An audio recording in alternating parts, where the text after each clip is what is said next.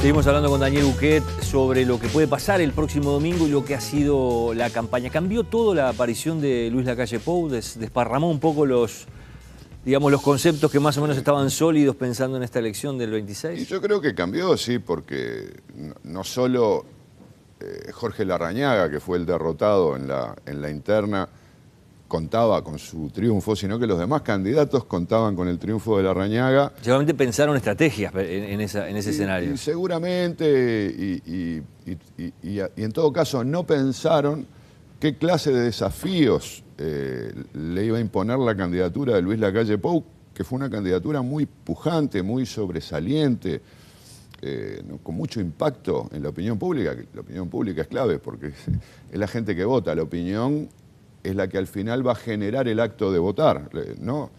Entonces, yo creo que efectivamente descolocó, y capaz que vimos entre las internas y el mes pasado movimientos en las encuestas un poco erráticos. Tal vez eso no había pasado hace 5 años, ¿no?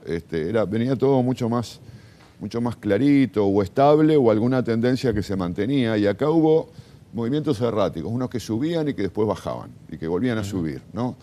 Y yo creo que efectivamente esa candidatura descolocó un poco el panorama, porque no es solo la figura, la figura es nueva, es atractiva, es carismática, pero además el enfoque de la campaña, este eslogan por la positiva, esta forma de encarar el discurso electoral, también creo que le planteó a los otros candidatos dificultades en términos de, bueno, me conviene atacarlo o no, porque como él va por la positiva y yo lo ataco quedó mal, en fin, ha habido... ¿A quién le complicó más el partido, entre comillas, ¿no? ¿Al Frente Amplio, que se encontró de repente con un rival enfrente que no lo tenía dimensionado, o cómo debe la estrategia para enfrentarlo, o al propio Bordaberry, que era su apuesta fue en la campaña anterior la renovación, el cambio?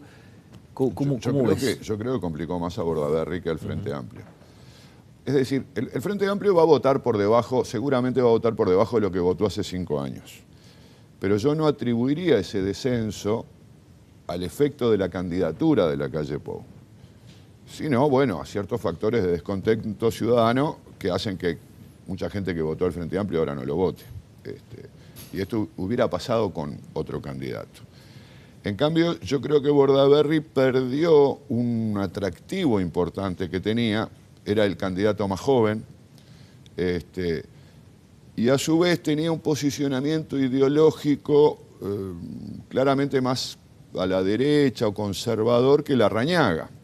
Y yo creo que eso hacía que Bordaberry tuviera cierta comodidad para desarrollar una campaña y captar voto en un nicho donde no le iban a competir demasiado. Eso no quiere decir que Bordaberry fuera, o el Partido Colorado fuera a quedar segundo. Eso era mucho más difícil. Pero creo que con Larrañaga hubiera estado en una situación más cómoda. Creo que Lacalle Pou, viniendo, más allá de que su estilo de campaña no es estrictamente conservador, pero viniendo del ala más conservadora del Partido Nacional, le generó un desafío, no solo ideológico, discurso, digamos. Lacalle Pou apoya la baja de la imputabilidad, al igual que Bordaberry. Larrañaga no, entonces ahí se hubieran diferenciado con mucha más claridad. Pero además la juventud le sacó el atractivo, ¿no? Es cierto, da la sensación que hay una expectativa de mucha gente en Uruguay de renovación, de caras, más allá de las políticas. Bueno, la gente quiere ver caras nuevas, eso siempre llama la atención, siempre atrae. Y Bordaberry hasta cierto punto era una cara nueva, no tan nueva, pero era la más nueva. Al aparecer la novedad de Lacalle Pou, Bordaberry perdió ese aspecto que hubiera sido para él una ventaja. Pensemos en lo que va a pasar una vez que se cierre la votación el domingo, que comiencen a contarse los votos, se va a esa segunda vuelta, todo hace prever, como decíamos recién, que Tabaré Vázquez y Lacalle Pou van a definir quién va a ser el próximo presidente de los uruguayos. ¿Arranca todo de cero ahí, no? No, bueno, de cero no. De hecho, ya hay algunas encuestas que han divulgado simulaciones de balotaje, ¿no? Que votaría la gente si tuviera que votar entre Vázquez y Lacalle Pou.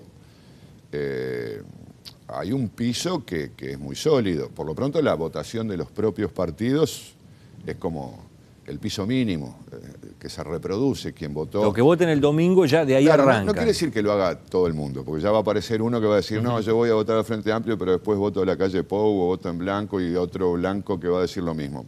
Obviamente hay gente que no sigue el voto, pero la gran mayoría repite el voto y por lo tanto ahí tenés un piso mínimo. Después sabemos que entre los electores colorados existe una mucho mayor afinidad con el Partido Nacional o con el candidato del Partido Nacional que con el candidato del Frente Amplio. Por lo tanto, también podemos asignarle en la segunda vuelta a la calle Pou la mayor parte, una mayoría muy holgada del voto colorado que se le va a trasladar.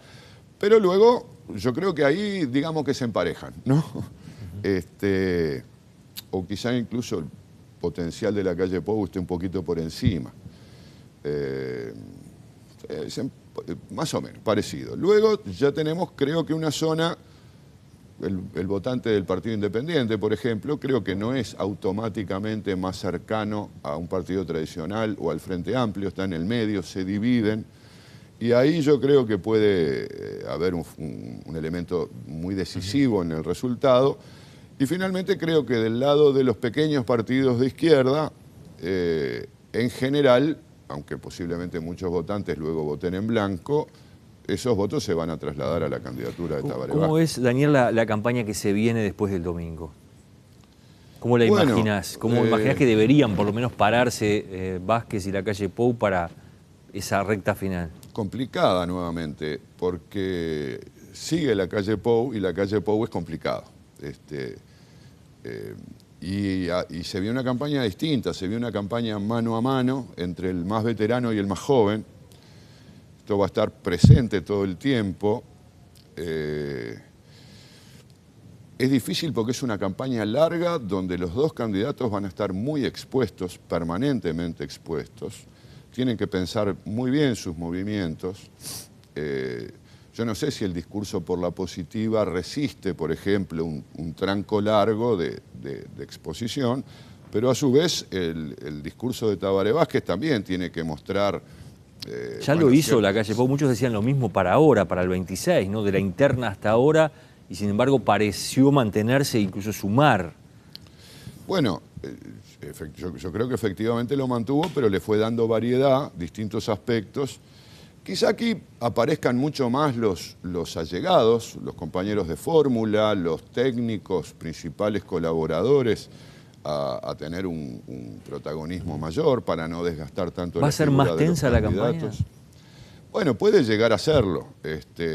Yo creo que de todos modos se está priorizando un escenario de cierto guante blanco, ¿no? Hay algunos ataques, pero creo que son ataques, en fin, no muy agresivos, no muy confrontativos.